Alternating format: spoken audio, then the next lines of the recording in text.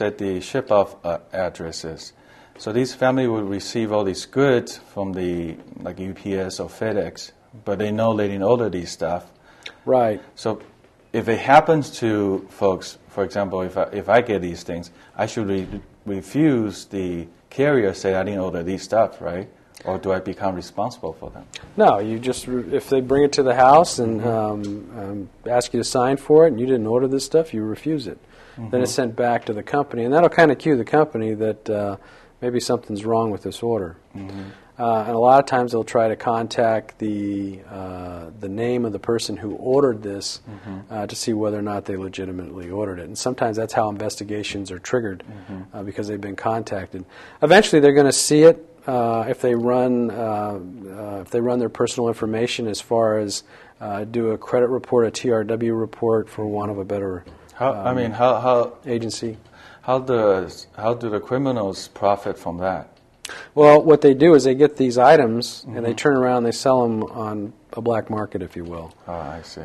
They ship them to foreign countries because the profit margin's huge because basically there was no capital outlay to purchase the item. They were using somebody else's name and identity, and you're talking about, in the billions of dollars every year that this goes on. That's why it's also spurred such innovation in terms of new companies that basically protect your identity now. Right. So it's quite a challenge for us. Getting back to our original point of the discussion, we too have to keep up with technology in the sense that, one, to better aid us in fighting crime, and two, to recognize the type of crime that's capable of being committed by this new technology that enhances the criminal's ability to commit these types of crime. Right. These are all very great advice for everybody out there watching this show. Why become a target of these crimes if you can help it, right? Especially with these trying time right now. And, we want everybody to be safe. And these advice, you should really listen to them. Let's take a break. When we come back, we'll talk more to Captain Michael Taylor.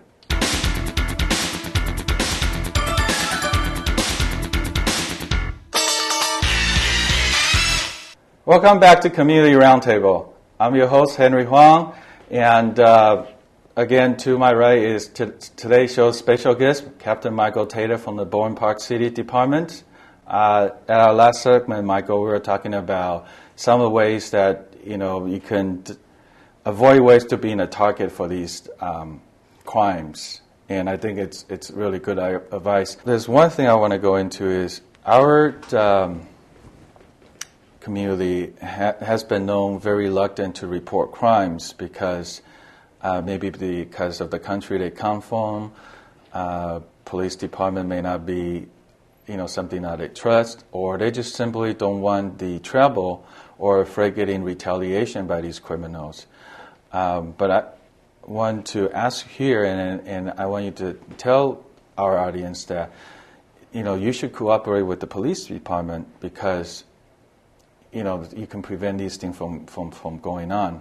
And in doing so, what would you advise for these victims of these crimes? I mean, what are the things they should look for or remember or write down right afterward that can help the police departments to fight these crimes? Well, let me go a point at a time here. First of all, I understand that in the Asian community, not all of the Asian community, but some of the Asian community, that they tend to not report crimes for maybe cultural reasons or whatever.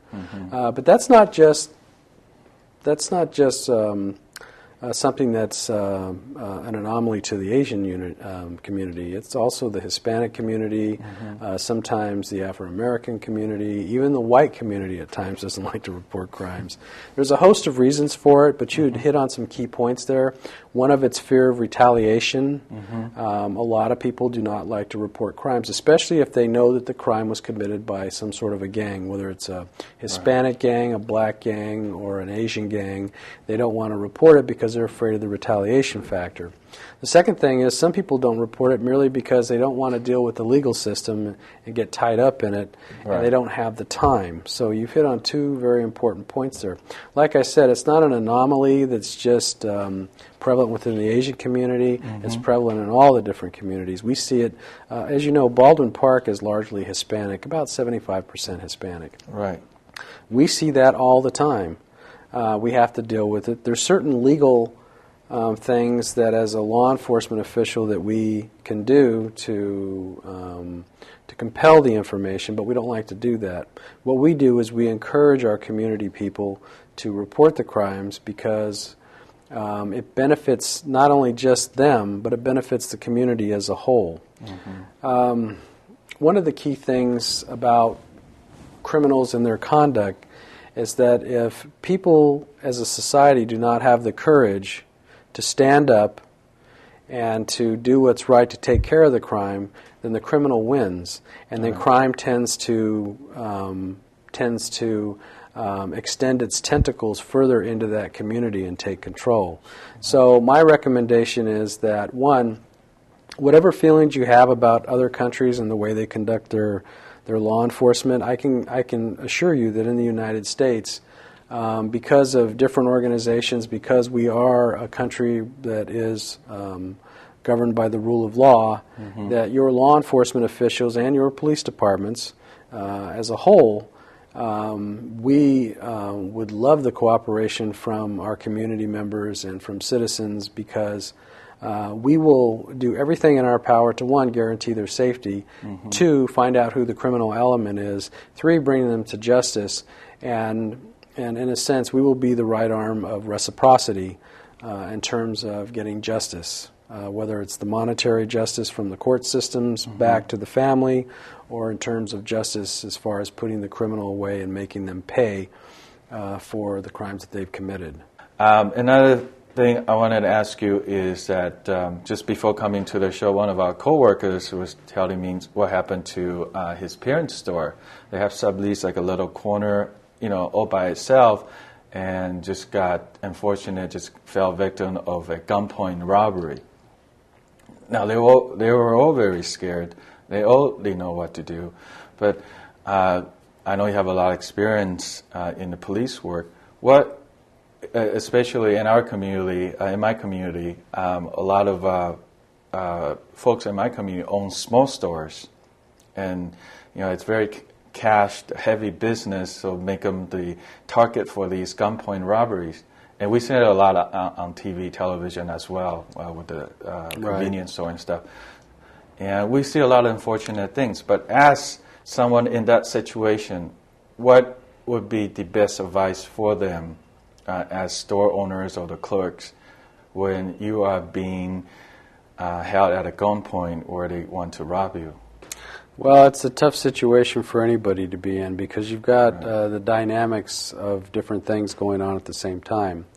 One, if it's a small store and not a chain store, generally the person working the cash register is the owner or the owner's family.